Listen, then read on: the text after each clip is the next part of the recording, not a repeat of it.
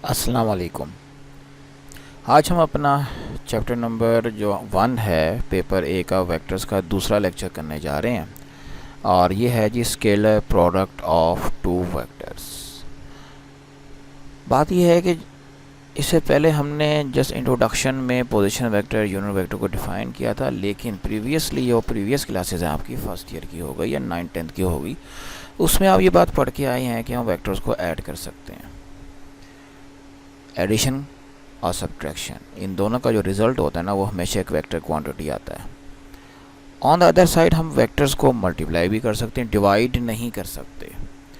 जब हम वेक्टर्स को मल्टीप्लाई करते हैं, दो वेक्टर क्वांटिटीज़ को मल्टीप्लाई करते हैं, तो उसके रिज़ल्ट में जो क्वांटिटी आती है ना वो वेक्टर भी हो सकती है, वो स्केलर भी हो सकती है। अगर दो वेक्टर्स की मल्टीप्लिकेशन के नतीजे में हमारे पास एक स्केलर क्वांटिटी आ जाए तो ऐसे प्रोडक्ट को या ऐसी मल्टीप्लिकेशन को हम नाम देते हैं स्केलर प्रोडक्ट। इसको चूंकि हम एक डॉट से जाहिर करते हैं इसलिए इसको डॉट प्रोडक्ट भी कहते हैं। तो जहाँ तक डेफिनेशन का ताल्लुक है ना scalar product of two vectors की, वो तो वही है कि if we multiply two vectors, ठीक है जी, एंड द जो रिजल्ट्स हैं the multiplication of two vector results into a scalar quantity, then such a product is called scalar product. अब चूंकि आप इसको रिप्रेजेंट करते हो एक डॉट के साइन से बिटवीन द वेक्टर, इसलिए इसको डॉट प्रोडक्ट का नाम भी देते हैं। मैथमेटिकल रिप्रेजेंटेशन करेंगे तो ये इसका formula A dot B is equal to A B cos of theta, ठीक है।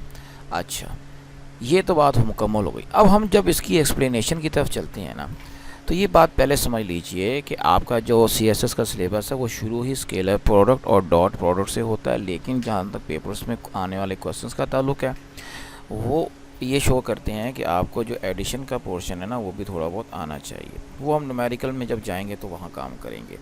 यहाँ पर आपके पास जो क्वेश्चन आते हैं वो आमतौर पर न्यूमेरिकल बेस्ड क्वेश्चन है, तो उसमें डॉट प्रोडक्ट की जो प्रॉपर्टीज़ हैं ना वो समझ में आती हैं कि वो उसमें आती हैं हमारे पास। यहाँ ये जो मैं एक्सप्लेनेशन करने जा रहा हूँ ये मैं पढ़ाने का मकसद क्या है कि अभी तक डॉट प्रोडक्ट और क्रॉस प्रोडक्ट का question as a long question नहीं आया। आमतौर पे जो कैलकुलस वाला हिस्सा है इसका वेक्टर का, जैसे मैंने अपने बता रहा हूँ, वेक्टर को हम आमतौर पे दो हिस्सों में डिवाइड करते हैं, एक वेक्टर अलजबरा, एक कैलकुलस। कैलकुलस वाले पोर्शन से लॉन्ग क्वेश्चन आते हैं इसके। अभी तक अलजबरा में से न्यूमेरिकल बेस्ड क्वेश्चन आए हैं, डेफिनेशन आई हैं, लॉन्ग क्वेश्चन एज सच नहीं आया। लेकिन अगर कोई लॉन्ग क्वेश्चन बन सकता है तो ये दो टॉपिक्स हैं, एक क्रॉस और एक डॉट, जिसमें डॉट को हम पढ़ने जा रहे हैं, इसलिए इसकी एक्सप्लेनेशन पढ़ना लाजमी है। आप ये ना समझिए कि क्वेश्चन नहीं आया तो हमने करना नहीं है। कोई भी क्वेश्चन किसी भी हमें पूछा जा सकता है, it is a part of your syllabus. Explanation की जब तक बात करते हैं उसमें हम लेट कर लेते हैं दो वेक्टर्स को। वेक्टर को जब भी हम लेट करते हैं हम ये इसका मतलब ये होता है कि they are making some angle theta with each other, और उनकी टेल आपस में मिल रही हैं। जिससे आप देख सकते हो ये वेक्टर है, ये आपके पास वेक्टर ए है, यहाँ पर ये वेक्टर बी है, दोनों की टेल्स मिल रही हैं और ये इनके दरमियान एंगल थीटा है। अब जब हम इनको स्केलर प्रोडक्ट मालूम करते हैं इनका, तो इसका मतलब क्या है। चलें जी, हम मल्टीप्लाई करने जा रहे हैं ए वेक्टर को बी वेक्टर से, तो हम क्या करेंगे, हम पहले बी वेक्टर के हेड से ए वेक्टर के ऊपर एक परपेंडिकुलर ड्रॉ करेंगे। तो जैसे मैंने लास्ट लेक्चर में बताया, ये आ गया इसका स्केलर प्रोजेक्शन, बी वेक्टर का प्रोजेक्शन, ये है बी वेक्टर का projection in the direction of A vector. ये बात याद रखिएगा, प्रोजेक्शन है बी वेक्टर का along A vector, B cos of theta है ये। अब जब हम इनका डॉट मालूम करते हैं तो गौर से देखें, हमने फार्मूला पीछे पढ़ के आए, ये लिखा है ऊपर A dot B, A B cos of theta. इसके दो हिस्से कर दें, एक वेक्टर ए अलग कर दें, बी कॉस ऑफ थीटा अलग कर दें। ए का मतलब ए की मैग्नीट्यूड है। अब जो ए की मैग्नीट्यूड, अगर आप मैग्नीट्यूड को कंसिडरेट करते हैं तो वो वेक्टर की लेंथ है, यहाँ से लेकर पूरी ये जो लेंथ नज़र आ रही है यहाँ तक, ये वेक्टर की मैग्नीट्यूड को शो करेगी। तो जब हम इस मैग्नीट्यूड को मल्टीप्लाई करते हैं वेक्टर बी के कंपोनेंट के साथ या वेक्टर बी के प्रोजेक्शन के साथ, तो जो हमें आंसर गेट होता है वो ए और बी का डॉट प्रोडक्ट है। अब लाजमी नहीं कि हमें ए डॉट बी ही मालूम करें, हम बी डॉट ए भी कर सकते हैं। उसके लिए हमें ए का प्रोजेक्शन ड्रॉ करना होता है अलॉन्ग द वेक्टर बी। उसके लिए वेक्टर ए के हेड से वेक्टर बी के ऊपर ये आपको नज़र आ रहा है परपेंडिकुलर हमने ड्रॉ किया हुआ है, ठीक है जी। तो यहाँ तक ये सारा का सारा वेक्टर ए का आ गया एक्स कंपोनेंट या प्रोजेक्शन आ गया, ये सारा जो आपको नज़र आ रहा है, ठीक। इसको जब हम मल्टीप्लाई करते हैं वेक्टर बी की मैग्नीट्यूड के साथ, तो हमारे पास ये आप देख सकते हैं इधर a cos ऑफ थीटा के साथ b जब मल्टीप्लाई किया तो b ये आपका कहलाएगा b डॉट a। इसका मतलब है ये a डॉट b भी हो सकता है, और ये जो चीज़ मैंने लिखी है ये इधर आपको a डॉट b नज़र आ रहा है, ठीक है ना। इधर जो मैंने लिख दिया ये b डॉट a का आंसर लिखा है। तो यहाँ से एक चीज़ साबित होती है कि ये स्केलर प्रोडक्ट है ना, कमोटेटिव है। ये हमने फिर आगे इसको एक्सप्लेन भी कर दिया कि जी आपके पास जो a डॉट b है ना, ये है क्या असल में, ये असल में एक वेक्टर की मैग्नीट्यूड और दूसरे का स्केलर प्रोजेक्शन होता है। ये a का प्रोजेक्शन हो सकता है और b की मैग्नीट्यूड हो सकती है, कुछ भी हो सकता है, कोई सेम आंसर है, ठीक है। ये दोनों के आंसर सेम होते हैं, कोई फ़र्क नहीं पड़ता, क्योंकि प्रोडक्ट है, नंबर है, स्केलर नंबर है, मल्टीप्लिकेशन है। अलबत्ता याद रखिएगा जब भी हम एंगल की बात करते हैं, एंगल का मतलब होता है बिटवीन 0 एंड 90 डिग्री। ये एंगल इससे बड़े नहीं होने चाहिए, ठीक है। वैसे भी दो वेक्टरों के बीच में एंगल कभी भी 180 से बड़ा हो ही नहीं सकता, ये बात याद रखिएगा। क्योंकि आप जब 180 से बड़ा एंगल करोगे ना, तो वो ऑन द ऑपोजिट साइड जो स्मॉलर एंगल बनता है, एक्यूट एंगल, वो काउंट किया जाएगा, ठीक है। अच्छा, ये चीज़ हो गई। अब आगे इसकी एग्जांपल की तरफ आ जाएँ। आमतौर पर स्केलर प्रोडक्ट की आपके पास जो एग्जांपल्स हैं उनमें सबसे पहले एग्जांपल हम लेते हैं जी वर्क डन। ये जी आपके पास स्केलर प्रोडक्ट है फोर्स और डिस्प्लेसमेंट का, ठीक है। उसके बाद जो एग्जांपल आती है फोर्स पावर की आती है, ये स्केलर प्रोडक्ट है फोर्स एंड वेलोसिटी का। उसके बाद आता है फ्लक्स, इलेक्ट्रिक फ्लक्स स्पेशली, ठीक है। ये स्केलर प्रोडक्ट है electric field intensity of vector area A का। फिर मैग्नेटिक फ्लक्स है magnetic induction of vector area का। इसका भी जिक्र पेपर बी में आएगा, वहाँ जाके पढ़ेंगे। अब आगे हैं जी स्केलर प्रोडक्ट की कैरेक्टरिस्टिक्स, ठीक है, खसूसियात। बहुत गौर से पढ़नी है, MCQs भी बनते हैं इसके ऊपर, यहीं से MCQ बनते हैं। MCQ की बुक बच्चे मुझसे पूछते हैं, मैं कहता हूँ यार ये चीज़ें पढ़ो, MCQ अपने आप आना शुरू हो जाएगा। पहली प्रॉपर्टी है कम्यूटेटिव प्रॉपर्टी। आपको पता है ना कि जब दो नंबरों को हम मल्टीप्लाई करें, उनकी जगह अदल बदल के मल्टीप्लाई करें, कोई फ़र्क ना पड़े, तो हम कहते हैं कम्यूटेटिव प्रॉपर्टी होल्ड कर रही है। यहाँ भी a डॉट b करें ये, या b डॉट a करें, कोई फ़र्क नहीं पड़ेगा, इसे कहते हैं कम्यूटेटिव प्रॉपर्टी। देखें a डॉट b का जवाब होता है a b cos of theta, ठीक है। अब ये a b जो लिखा हुआ है इसको मैं b a कर दूँ, कोई फ़र्क नहीं पड़ा, लेकिन ये जवाब किसका बन गया, b डॉट a का बन गया, एक चीज़। अच्छा, उसके बाद आ गया स्केलर प्रोडक्ट पैरेलल वेक्टर के लिए। दो किस्म के, एक तो सेम डायरेक्शन में जिसे लाइक पैरेलल कहते हैं, और दूसरे अनलाइक पैरेलल या एंटी पैरेलल वेक्टर आ जाते हैं, ठीक है। लाइक पैरेलल में एंगल 0 डिग्री होता है, cos 0 हमेशा 1 होता है, इसलिए मैक्सिमम आंसर आता है डॉट प्रोडक्ट का। और जब आप बात करते हैं cos 180 की, चूँकि वो -1 होता है, तो ये आपके पास नेगेटिव प्रोडक्ट आता है। इसको आप मिनिमम आंसर नहीं कह सकते, नेगेटिव होगा। स्केलर क्वांटिटी है, कोई भी फिजिकल क्वांटिटी की मैग्नीट्यूड नेगेटिव नहीं होती। ये जो नेगेटिव साइन है, ये चीज़ जस्ट ये शो कर रहा है vectors are in opposite direction. Magnitude A B ले रहेगी, सिर्फ ए बी का जो प्रोडक्ट है वो मैग्नीट्यूड रहेगा सिर्फ, ये बात याद रखिएगा इसके अंदर। उसके बाद आपके पास आ जाता है dot product of perpendicular vector. दो वेक्टर परपेंडिकुलर हो तो cos 90 0 होता है, इसका मतलब उनका प्रोडक्ट क्या हो जाएगा, 0। बहुत important property, numerical base property. दो वेक्टर गिवन हो i j k की शक्ल में, उनमें कोफिशिएंट सबके लिखे हो, एक कोफिशिएंट मिसिंग हो, उसकी जगह कोई अल्फ़ा बीटा या कोई कांस्टेंट लिखा हो, कहा जाए मालूम करो, और ये परपेंडिकुलर वेक्टर हैं, तो आपने ये वाली प्रॉपर्टी अप्लाई करनी है। a dot b equal to 0 dot product open करना है कंपोनेंट की शक्ल में, वो आगे आ रहा है, बता दूंगा कैसे हल करना है, आंसर आ जाएगा।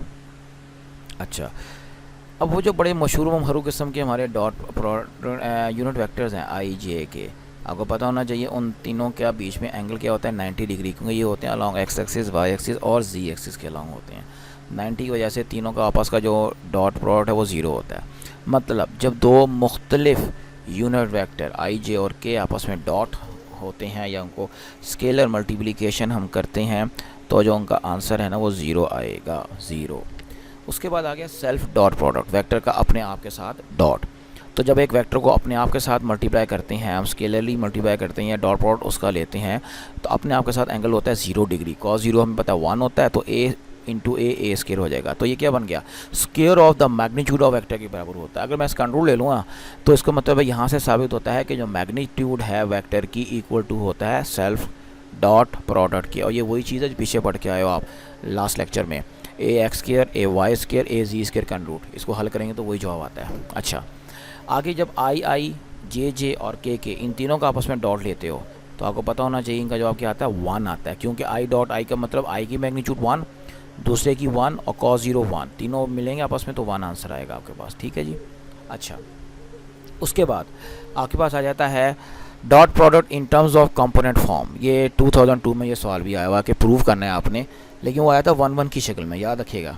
मैंने एक्स वाई जी की शक्ल में कर रहा हूँ, आप लोग इसी तरह पढ़ते आ रहे हो, ठीक है ना, फर्स्ट ईयर सेकेंड ईयर। लेकिन x की जगह 1, y की जगह 2 और z की जगह 3 कर दें, यही चीज़ चलेगी। दो वेक्टर ले लें, तीन कंपोनेंट वाले 3D के अंदर, ये आपको नज़र आ रहे हैं। एक वेक्टर a है i j k कंपोनेंट के साथ, एक ये वेक्टर b आपको नज़र आ रहा है। ठीक है जी। इनका जब आप डॉट करेंगे तो क्या करोगे, वो जो आप फर्स्ट ईयर में करते थे, सेम स्टेप है बच्चे, कि ये ax है आपके पास, ये पूरा का पूरा ax i, इसको आपने क्या करना है, ये i के साथ, फिर j के साथ और फिर k के साथ, इन तीनों के साथ बारी बारी डॉट प्रोडक्ट मालूम करना है। ax जब bx से मल्टीप्लाई होगा तो ये ax bx देगा, i डॉट i आएगा। जब ax by से मल्टीप्लाई होगा तो ax by आएगा, साथ में i डॉट j आएगा। इसी तरह i डॉट k यहाँ पर आएगा ax और b z में। सिमिलरली आप y कंपोनेंट को करेंगे, ये 3 आंसर आएंगे, ये वाली लाइन प्लस के बाद ये तीसरी लाइन, जो आपके डिफरेंट डॉट प्रोडक्ट्स हैं वो सब के सब क्या हो जाएंगे, 0, और जो सेम है सिमिलर वो 1 हो जाएंगे। तो बाकी ये बचेगा। मतलब क्या है, अगर दो वेक्टरों का डॉट मालूम करना है कंपोनेंट की फॉर्म में, तो i के कोफिशिएंट को i के साथ, j के कोफिशिएंट को j के साथ, k के कोफिशिएंट को k से मल्टीप्लाई कर दो। कोई ज़रूरत नहीं i j k को मल्टीप्लाई करने की, डायरेक्ट एक नंबर आंसर आ जाएगा।